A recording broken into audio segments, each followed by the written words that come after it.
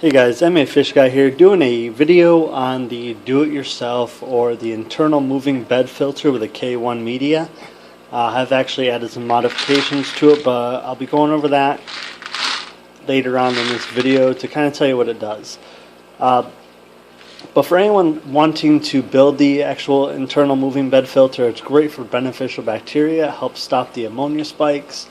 As you may know or may not know, the more surface area the beneficial bacteria can grow in a tank, the better it does for breaking down some of the bad stuff when it comes to either the nitrogen cycle, or if you have ammonia spikes from maybe overfeeding, or if you have a fry tank, discus tanks, angels, tank full of neon tetras, cichlids even. They pretty much do well for all tanks.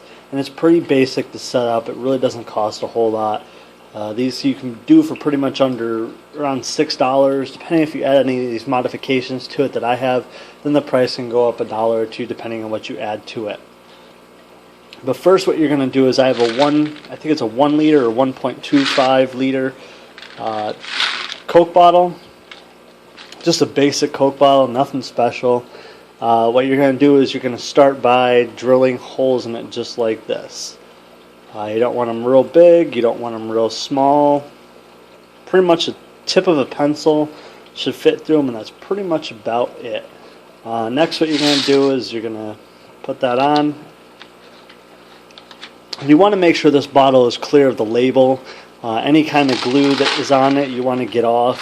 If there is a little residue, like right there, as long as it's not sticky, it's not going to hurt anything as long as you scrub it down real nice. But the next step that you want to do is with the same drill bit and the same size, like I said, basically the tip of a pencil, you want to drill holes in the top of the bottle, or the bottom of the bottle, but the top is what's going to be, this is going to be the top in the actual aquarium. It's going to sit just like this.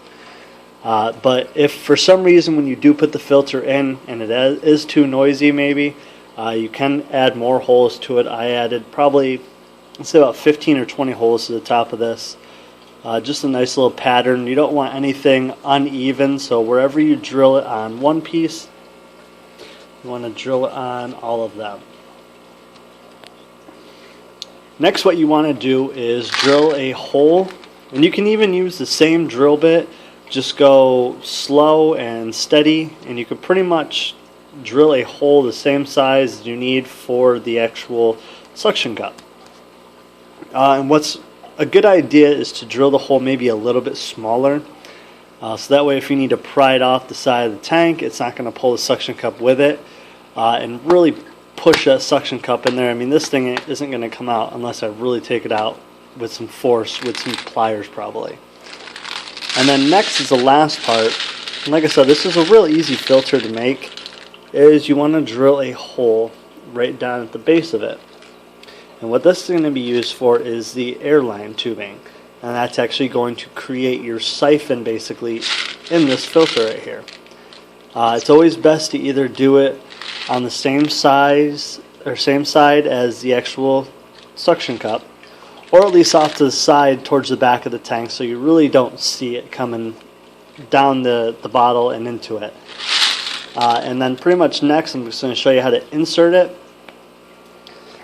Okay, when you insert the Airline tube, you want the hole pretty much big enough so you can just push it through, not so much that it wiggles around or bends or anything like that. So it's best to start small and even add to it, because you can always add more. You can never take plastic away, and re-drilling these isn't a big deal, but you can go through quite a few bottles if you're not sure what you're doing or you drill it too big. But you do want the tube to only go about halfway. You don't want it to go fully across.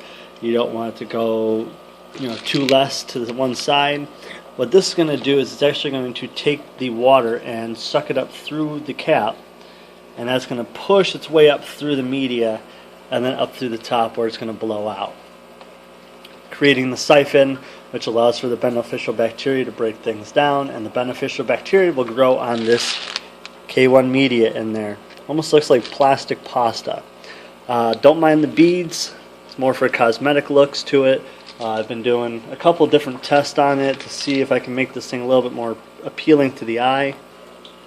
Then the last step that you want to do is take a AquaClear 20 sponge and just basically carve a little hole into it just enough so the cap can go into it. You don't have to do this for all tanks. I really don't do it for mine, but for some of the fry tanks it's definitely beneficial, so that way the fry don't get sucked up into it.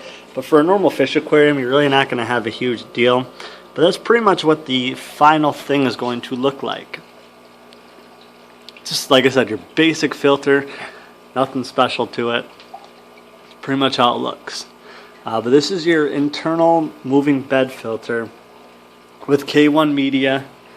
It's going to hook right up to an air pump and pretty much look just like this. This is a smaller version in a vitamin water zero bottle.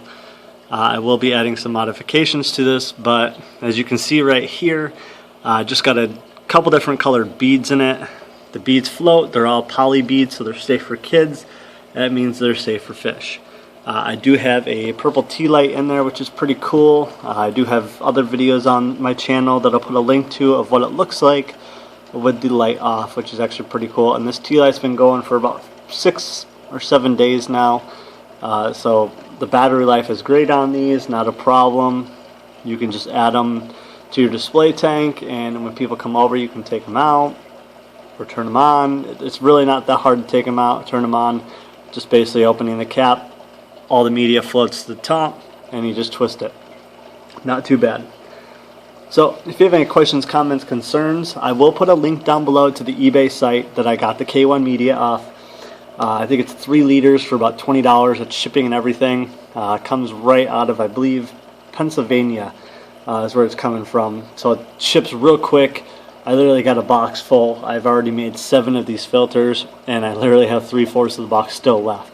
I will be making quite a few of these for some friends of mine and fellow aquatic hobbyists, just so they can try them out and see what they can do to them.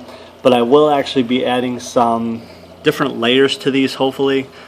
So I can add some carbon, maybe a bio wheel, just stuff that's either pleasing to the eye to look at or will actually serve a purpose, and actually maybe even eradicate some of the hang on the back filters, because you really won't need it if you have some of the stuff that I'll be adding to this.